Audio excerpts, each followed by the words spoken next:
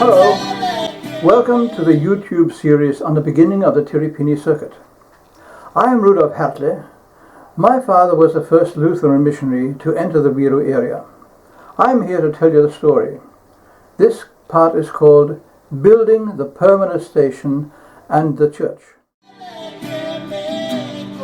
In 1964, the old bush house, which was built in 1961 and used by the missionary, was showing signs of decay.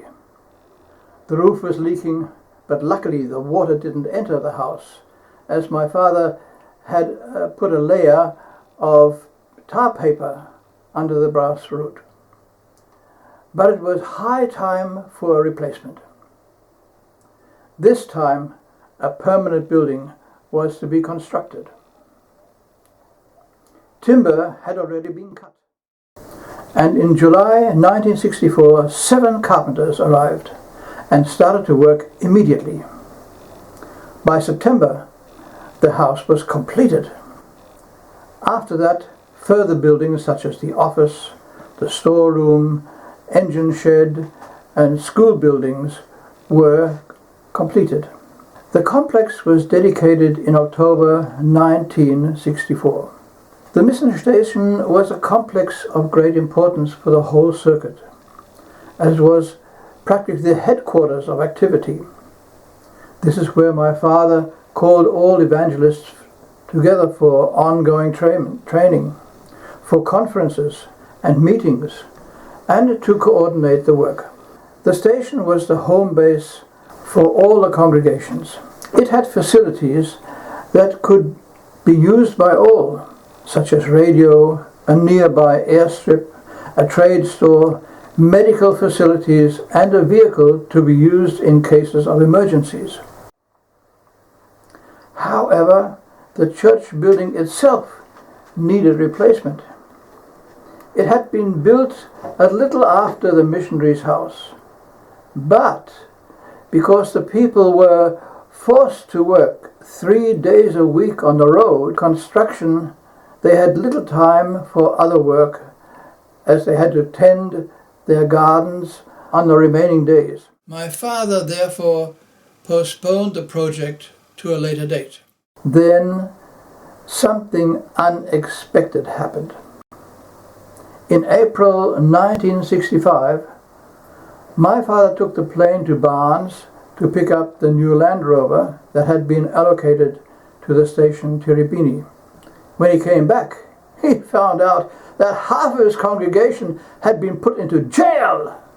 Immediately he rushed to the government station and asked the Kiap, Mr. Barber, why had he put practically the whole population of the village into prison, including women and children? Well, Mr. Barber answered, he had noticed that on a certain day only a few men were working on the road, and he had to be strict, because in 5 years' time New Guinea was to become independent, and the people needed to have a source of income. Tea was to be planted, and the area and the roads were a fundamental requirement for that development.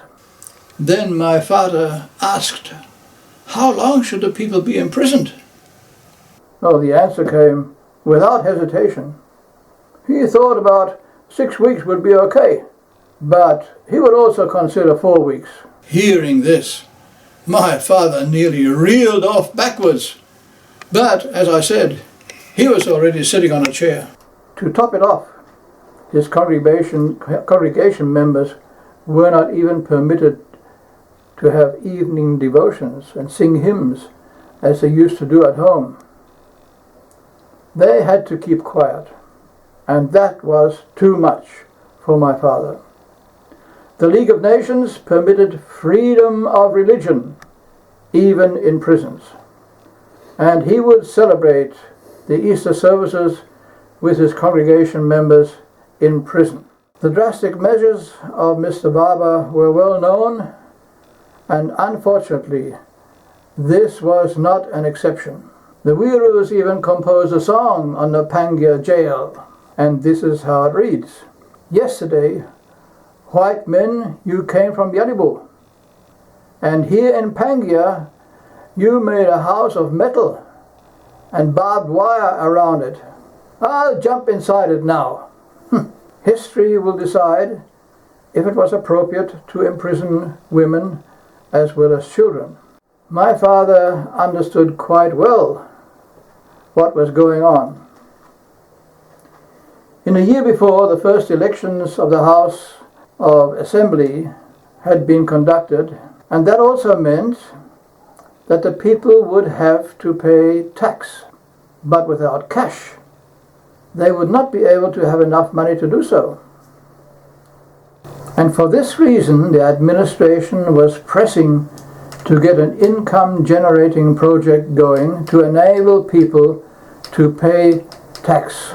Surveyors were already measuring out sites for the factory without even asking the landowners. As it later turned out, the tea project never happened and was a big failure. But coffee proved to be a fitting project. But that, at that time, was not permitted. But my father didn't stop.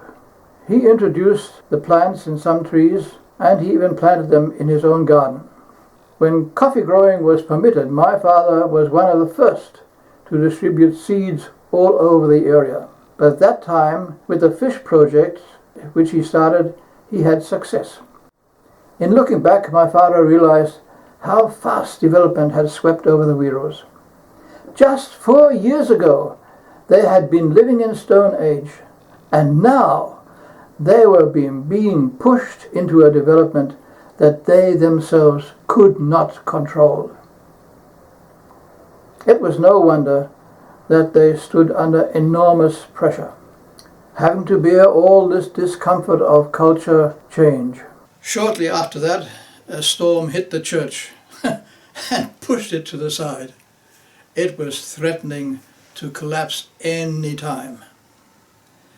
The congregation members joined hands, and with a combined effort, the church was constructed. The men carried heavy logs from the forest. Women and children fetched grass for the roof. Still others beat pit-pit to stripes, which were woven to make the mats, with intricate patterns for the walls. This time the posts were not put onto the ground, but placed on stones to prevent them from rotting. Dedication was on the first Sunday in Advent, 1965. Representatives from all stations were invited. Early in the morning, everyone was busy getting the fires kindled to heat the stones for a big mumu. This year, there was an abundance of nuts. They were put into the earth ovens and steamed as a special treat. In the meantime, the guests had arrived. Approximately 2,000 people were there to witness the ceremony. The procession of evangelists and representatives from the outstations marched into the church. "Open the portals to let the King of Honor enter the house," they sang. For the first time, the congregation used the newly published hymn book. After the service, the crowd was served a special treat, a meal consisting of steamed nuts. This feast was something entirely new to all of them. For the first time in history, friend and foe and enemy sat close together, eating and feasting without having the obligation to reciprocate in kind, as was customary tradition. It was a free gift to all. They kept on feasting until the conch shell blew a signal. Now the afternoon session started. The big crowd had gathered on the sports ground of the school, while all were waiting to see what would happen. Suddenly a group of warriors stormed the place, armed with bows and arrows. The arrows flew in all directions. These were, of course, just harmless shafts, and was merely a display of past times. Some, in brackets, died in the war. The dead were bewailed. Here another sketch. A man was working in the garden. When he was ambushed, an arrow hit him, and he died on the spot. But his clan members came to assist him. A fierce fight started. These were scenes of the recent past, when tribal warfare was dominated every day, in everyday life. Here another sketch, showing a blind man finding his path in darkness. He stumbled, he fell. And there were people to show him the right path, to help him. They showed him the light of the gospel that lit up the path to life. After these performances, the congregation moved inside the church again for a very special ceremony. After a small devotion, all of those members who were willing to start with baptismal course came to the altar, one family after the other. The missionary confirmed their application with a handshake, and the teacher entered their names in a book. Polygamists came to the altar with only one wife. Generally, they were accompanied by their second wife.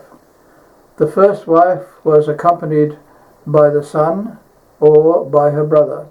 These men took responsibility for their mother or sister. Either she would be married to another man or else go to their kin who would be providing for her. In such cases that had not been solved, the polygamist would wait for a later time to reach a solution. At 7 p.m., all applicants had been registered. The teacher closed the books. 200 members had made their registration. In the following weeks, many more joined them, until the total of 1,540 had been reached. Everyone went home that evening with a feeling of joy, satisfaction, and gratitude. Songs of praise went to God, who himself had built a church in a new mission area of Wiru. Baptism, though, was not to come so quickly. First, my parents had to change in place, as you will soon learn in the next part, called translation work. Okay then, so long.